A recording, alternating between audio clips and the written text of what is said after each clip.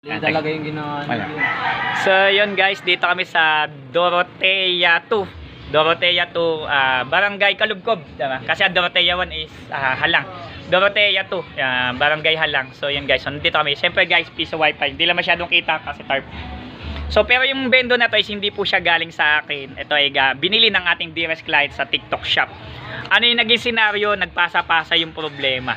Bumili sa online, hindi niya hawak yung license. So, syempre, since na online, yung support, doon siya nagkakaproblema. Nagkaproblema yung bendo sa tagal ng bendo. So, syempre, hindi na na-support nung seller. Humanap siya ng technician na bago. Ito nangyari. So, nawala daw yung license. And then, pinalitan ng SD card. So, connecting yung problema. So, tama namin ginawa ng repairman. Pinalitan ng SD card, but siningil niya ng panibagong license kasi pinalitan daw niya ng bagong license.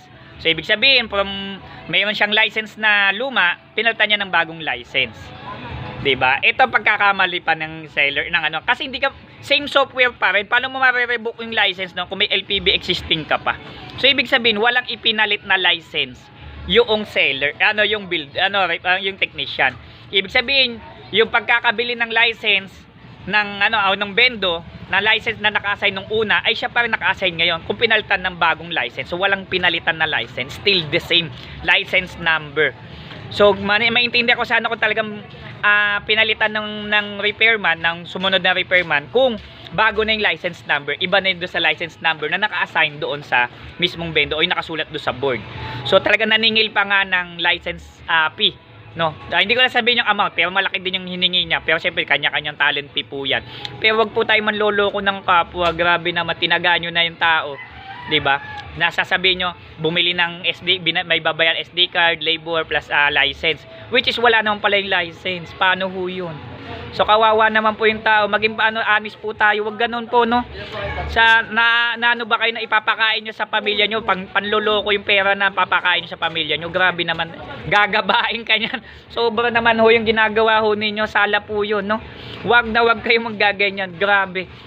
So, kung gusto nyong i-recommend pa kayo o magkaroon kayo ng magandang after sales business para sa ganito, maging honest kayo. Hindi na naman natin ikakayama yung halaga sa aanin mo sa 1,000, sisirain mo pa pangalan mo. Diba? So wag naman po. Ayan si Bossing. So okay na po. So kaya pala si repairman ay ibigay yung admin password. So wag daw pakialaman. Yung alam mo na. So hindi ko napapangalan. Ayoko manira ng kapwa ko tao. Maraming salamat po. PC mo, gawa mo. Don't forget to subscribe.